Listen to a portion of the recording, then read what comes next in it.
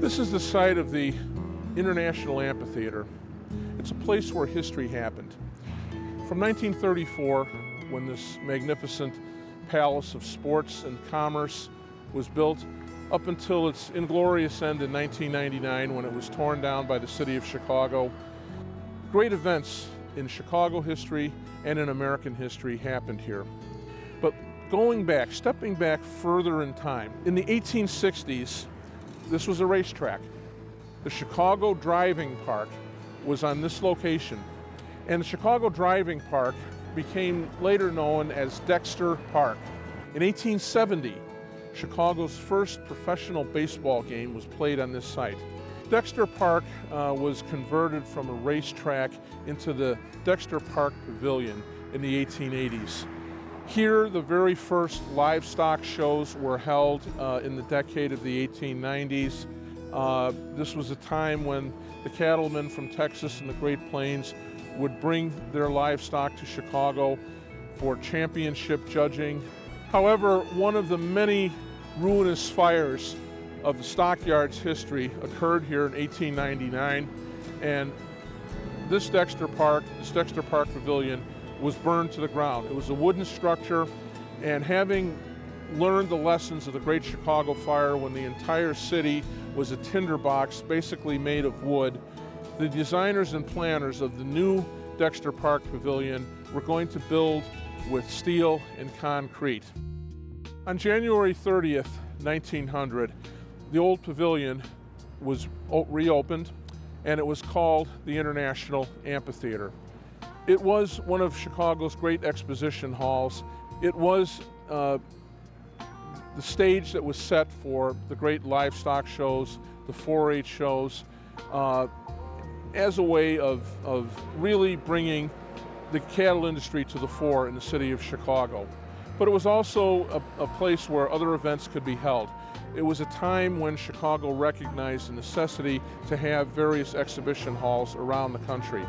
But on May 19th, 1934, there occurred a calamity of immeasurable consequence. That was the second Great Stockyards Fire.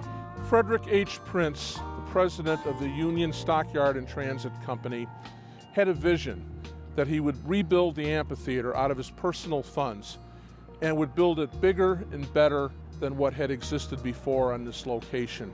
Chicago was interested in becoming a convention center of the world, and the International Amphitheater, when it opened up in 1934, was envisioned to become this temple of commerce, a home to Chicago sports teams, to various conventions and trade shows, and for many years it actually did that.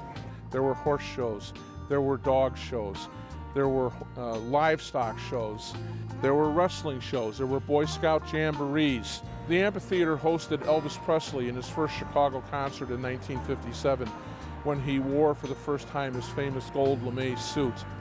In 1964, the Beatles performed here. Everything you could imagine made this particular section of the south side of Chicago a great hub of commerce.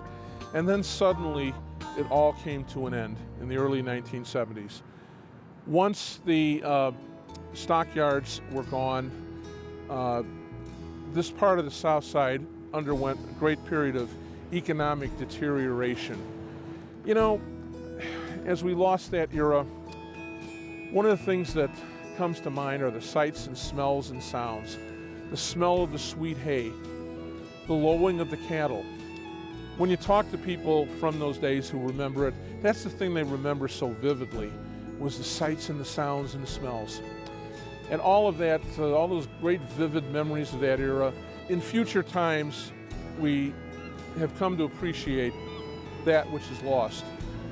It teaches us, I think, that we cannot forget our past. We have to honor our past as best as we can. We have to recall the lives of the people who made their business, made their livelihoods, educated their children on the great commerce that occurred here. The amphitheater was a symbol of the stockyards. It was a living, enduring symbol of the stockyards for nearly 60 years. And when the wrecking ball battered its sides, it was battering a side of history that really defined the formation of Chicago in its most formative years. And in many respects, it speaks to American history.